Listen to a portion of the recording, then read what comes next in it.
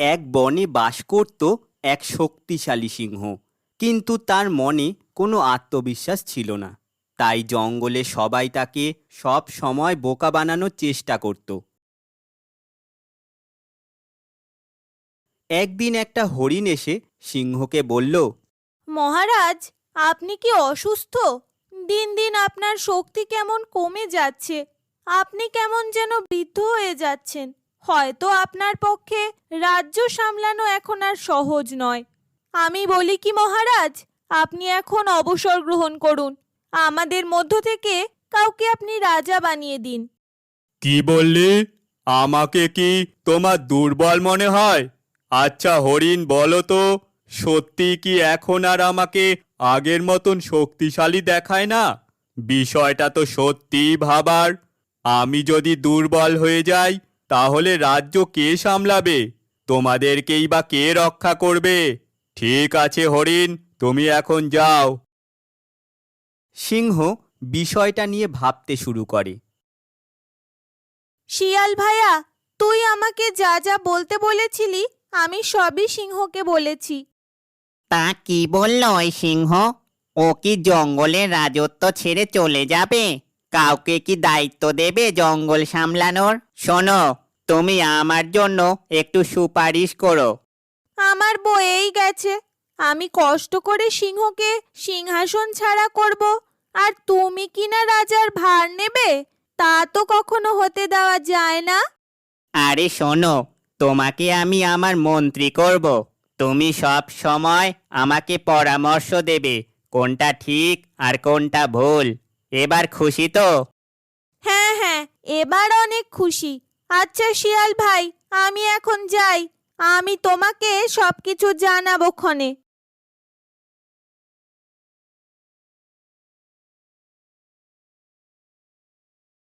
আবারও হরিণ সিংহের কাছে যায়। তা মহারাজ, আপনি কি কিছু ভাবলেন কি করবেন আর কি না করবেন? দেখুন, আপনি কিন্তু অনেকটাই দুর্বল হয়ে গেছেন। এভাবে যদি রাজ্য শাসন করতে থাকেন তাহলে কিন্তু এক সময় আপনি ঘোরতর অসুস্থ হয়ে যাবেন।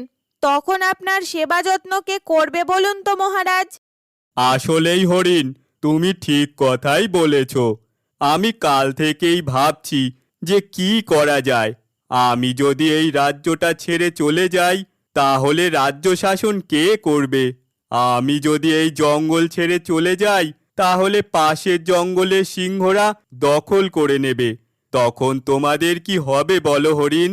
আমি তোমাদেরকে একা রেখে কিভাবে যাই বলো তো? আমাদেরকে নিয়ে ভাববেন না মহারাজ। আমাদের এখনো যথেষ্ট শক্তি রয়েছে। আমরা সেই জঙ্গলের সিংহদের সাথে মোকাবিলা করব। আপনি আমাদের জঙ্গলের রাজা। আমরা চাই না আপনার কোনো ক্ষতি হোক। তাই বলি কি মহারাজ, আপনি এই জঙ্গল ছেড়ে চলে যান। আপনি বিশ্রাম নিন। এখন আপনার বিশ্রামের সময়। দায়িত্ব দেব তো ঠিক আছে হরিণ, কিন্তু কাউকে তো দায়িত্ব নিতে হবে। আমি কাকে দায়িত্ব দেব বলো দেখি? কে তোমাদের খেয়াল রাখবে আর কেই বা তোমাদের রক্ষা করবে?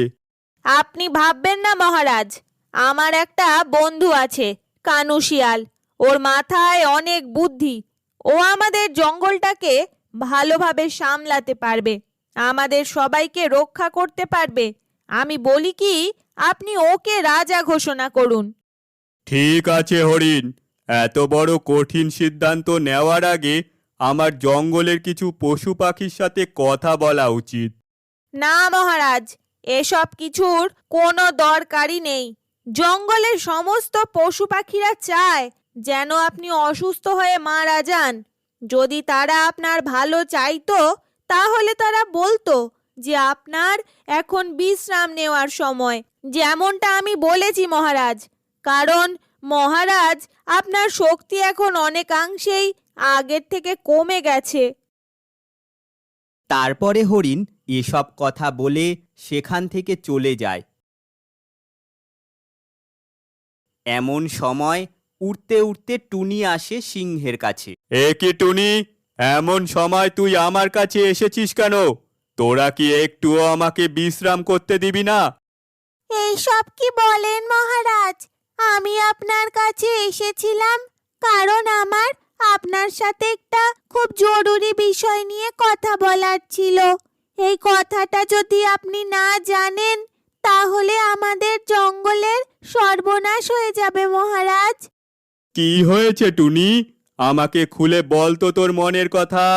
টুনি হরিণ ও শিয়ালের গোপন কথা সব সিংহকে জানিয়ে দেয়। এসব কি আসলেই সত্যি? হরিণকে আমি বিশ্বাস করেছিলাম, কিন্তু হরিণ আমার সাথে এমন ভাবে প্রতারণা করলো। হ্যাঁ মহারাজ, হরিণ আপনাকে এখান থেকে সরিয়ে দিতে চায়। ও নিজে জঙ্গলের মন্ত্রী হতে চায়। ও পাশের জঙ্গলের সিংহদের সাথে হাত মিলিয়েছে। ওরা সবাই মিলে পরিকল্পনা করেছে এই জঙ্গলের সকল পশু পাখিকে ওরা খেয়ে ফেলবে। আর ওরা হরিণকে কথা দিয়েছে যে তারা হরিণের কোনো ক্ষতি করবে না। হরিণ ঠিকই হেসে খেলে এই জঙ্গলে থাকতে পারবে। তাই হরিণ তাদের এই প্রস্তাবে রাজি হয়েছে মহারাজ। এরপর হরিণ শিয়ালকে নিয়ে সিংহের কাছে হাজির হয়। হরিণ, এই তোমার শিয়াল ভায়া, যাকে কিনা তুমি রাজা বানাতে চেয়েছো আর আমাকে জঙ্গল থেকে তাড়িয়ে দিতে চেয়েছো। না না মহারাজ, আমি কেন আপনাকে এই জঙ্গল থেকে তাড়াতে যাব? আমি শুধু বলেছি আপনার বিশ্রাম নেওয়া প্রয়োজন। আর অভিনয় করো না হরিণ, আমি সব কথা বলে দিয়েছি মহারাজকে। এখন আর পালাবার পথ নেই। কি ভেবেছিলে ষড়যন্ত্র করে মহারাজকে এই জঙ্গল থেকে তাড়িয়ে দিয়ে আমাদের সর্বনাশ করবে? আমাদের বাচ্চাদের খেয়ে নেবে এই শিয়াল আর সেই পাশের জঙ্গলের সিংহরা? আমাকে মাফ করে দিন মহারাজ, আমার ভুল হয়ে গেছে। হরিণ ও শেয়াল অনেক মাপ চায়, কিন্তু সিংহ তাদের কোনো কথা শোনে না। সিংহ তাদেরকে জঙ্গল থেকে বার করে দেয়। সিংহ বুঝতে পারে যে তাদের আত্মবিশ্বাসের অভাবের কারণে হরিণ তাকে বোকা বানিয়ে তার রাজ্য ছিনিয়ে নিতে চেয়েছে। তারপর থেকে সিংহ প্রচুর আত্মবিশ্বাসী হয়ে উঠল। এরপর থেকে কেউ আর তাকে বোকা বানাতে পারেনি।